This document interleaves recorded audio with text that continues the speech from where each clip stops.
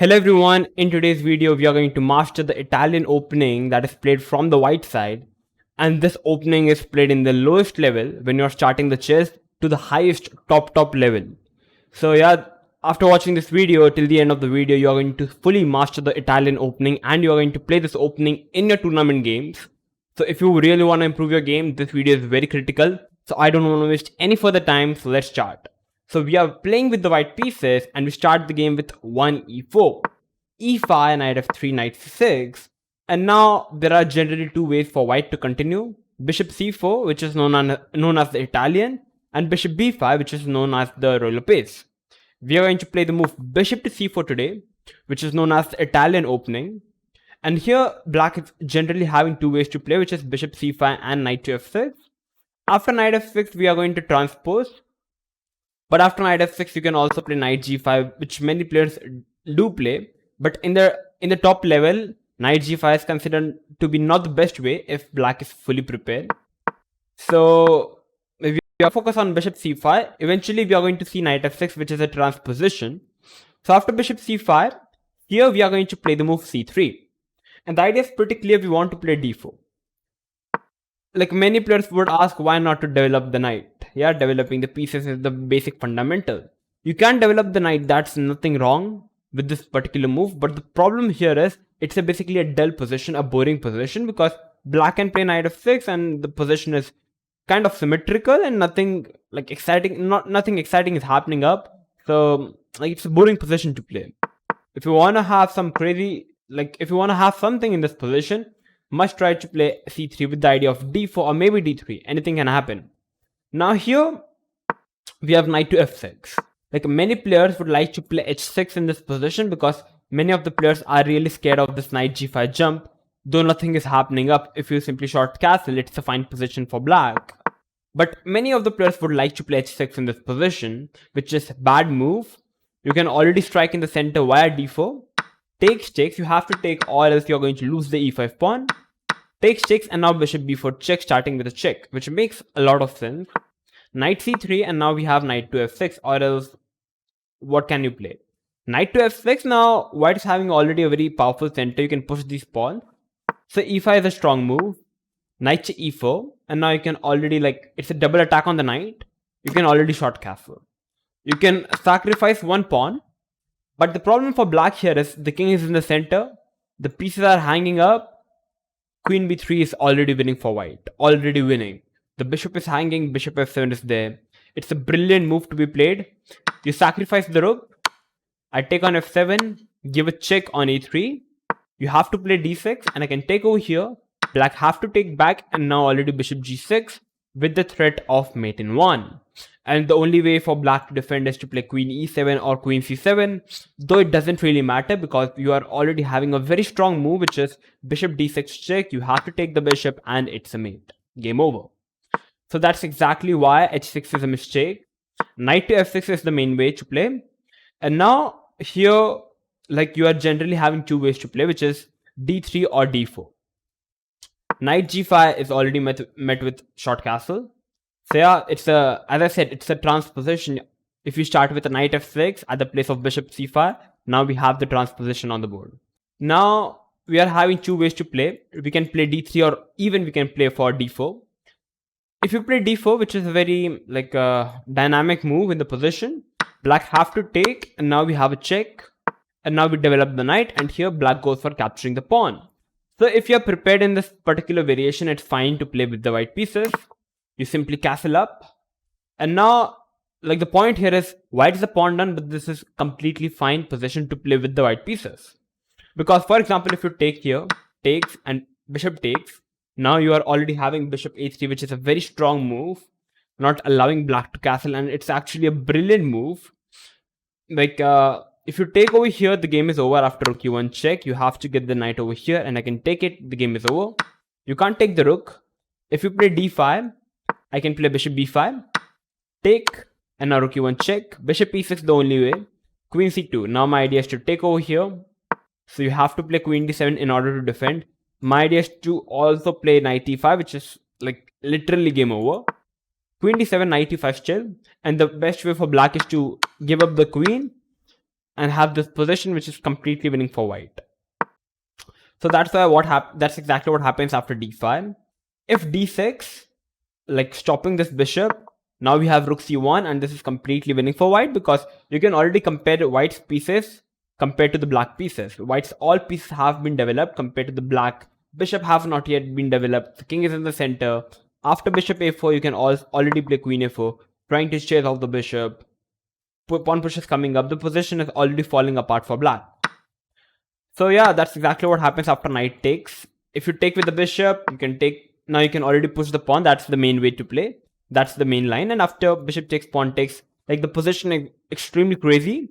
The knight is hanging, the bishop is hanging. And if you are thoroughly prepared in this position with the white pieces, I think your opponent is going to go wrong and you can easily win the game. But at the place of d4, if you want to play the standard way, you can actually play the move d3. It's actually the standard way to play. You're protecting the pawn, and now here the main way is to play with d6. But if your opponent strikes with d5, you can take over here, and this is already like a bad way for black to play because white can already play queen b3, which is a good position for white now. The knight is hanging. If you move the knight, the f7 is hanging up. So the only way for black to defend the knight is to play bishop e6. You can also play knight e7, which is also fine move, but after queen b5, you are losing the bishop. So bishop e6 has to be played, but now we have queen b7 capturing the pawn and attacking the knight. So I don't know, black have to play knight f5, but after queen b5 check, it's a triple attack, and white is going to win a piece and eventually the game. So that's exactly what happens with d5. It's already a mistake, I would say. So d6 is the usual and the best way to play, and we are simply going to short castle in the position. And after short castle, black is actually having many ways for black to play. Black can play short castle, black can play bishop to g4, black can also play a6 in this position. So starting with bishop g4, it's already like not the best way to play. The general way for black to play is to play short castle, a6, bishop e6, trying to neutralize the bishop on c4.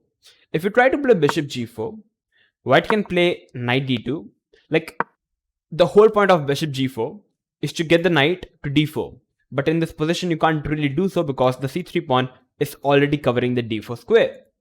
So bishop g4 only backfires with the knight d2, short castle, h3, kicking the bishop back, and now you play rook e1 with the standard idea of knight f1, knight g3 attacking the bishop. So for example, a6, and whenever black plays a6, we go bishop b3. I'm going to tell you the reason why we go bishop b3. Like, the whole point here is black wants to play knight f5, get rid of the bishop, and we want to protect the bishop. So we play bishop b3 so that the knight f5 can be met with bishop c2. If black plays knight f5 directly, we are having bishop b5 and the bishop is running away. So that's why after a6 we have bishop b3. And if black plays some random moves like h6, we can play knight f1, b5, knight g3. And this is the way white should play. Knight h4 now. If you take over here attacking the knight, it's not really working up because of knight e4. And if you take over here, I can play knight c5, take over here, bishop d5 is winning a piece for white. If you play queen f6, we have queen f3, you have to trade and you are losing the material. Sorry, I'm going to take with the bishop, and yeah, you are still losing the material, right? So yeah. So black will play bishop h7, but after knight f5, it's already good for white. As you can see, white has all his pieces near the king, and it should be good for white. So for example, knight e7, trying to rid of the material. We can already sacrifice the knight. Queen f3, bishop h6 is also strong. Queen f3, king g7, and already we can sacrifice the bishop as well because the king is getting checkmated like this. The game is over. So that's why bishop g4 is not the best. If black does a short castle, which is not the best to be true, but it's definitely can be playable. Now we can play bishop g5, and after h6, bishop h4. As you can sense, like, h4 is not the best way to play. g5 is not the best way to play now because it only weakens up the black king. So what many players does in this position, at the place of short castle, now they will play a6. That's the main move. Now the idea is to play bit knight f5 and trade off the bishop with the knight. Like the bishop is a very powerful piece, so black wants to get rid of it via knight a5. Black can't really play knight a5 directly because bishop b5 check, and after c6, bishop a4, the bishop is going back with bishop c2, and b4 is also coming up. White is already better. So that's why the whole idea of black is to play a6. Now knight a5 is coming up. So here, now like we can play a4 and we can also play bishop b3. If we try to play h3, knight a5, and black gets rid of the bishop. So we play bishop b3.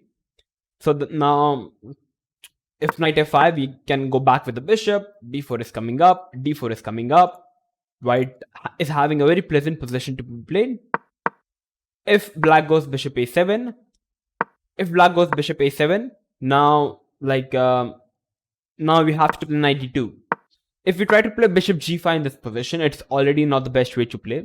You should not commit your bishop to g5 if your opponent has not castled yet, because in this position, black can play h6, bishop h4, and now g5. And as black has not really castled up, black is ready to expand on the king side. And now bishop g3, h5, very strong move. If you take over here, we have h4, and the bishop is trapped. If you take on f7, attacking the queen and the rook, black can play queen e7. If we take the rook, takes, and you can't really take with the f pawn because the bishop on a7 is a very strong piece. You have to take with the h pawn, and now after queen h7, the position is winning for black. Knight g4 is coming up with the checkmating idea. The knight is hanging, and at the very least, I can play bishop d7 long castle, get my other rook to, other rook to h8, and that's completely winning position. So for example, knight f7, knight g4, and it's an unstoppable mate kind of. You have to sacrifice the queen. So basically the game is over for white. So that's exactly what happens if you play bishop g5. The best way is to play knight d2. And now short castle, you can play h3. You want to play rook e1, knight f1, knight g3. But after rook e1, black is having knight g4 attacking the f2 pawn. So that's why you first play h3. Just covering the g4 square and also getting rid of some back rank issues. And after bishop e6, you can play rook e1, h6, you can play knight f1, rook e8, and you can play bishop c2, preserving the bishops. d5, you can take, and you can put the knight to g3. And this is the most ideal setup for white to play.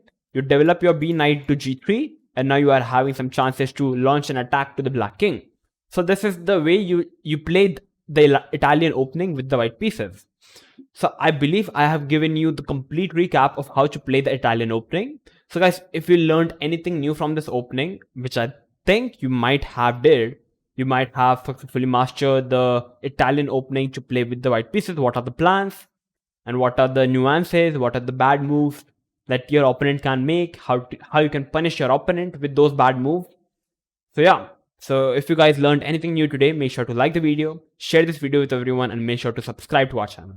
And if you want any particular video on any particular opening, just tell me in the comment box below, and I'm going to make a video on it. So thank you for watching. I'm going to see you soon. So bye bye.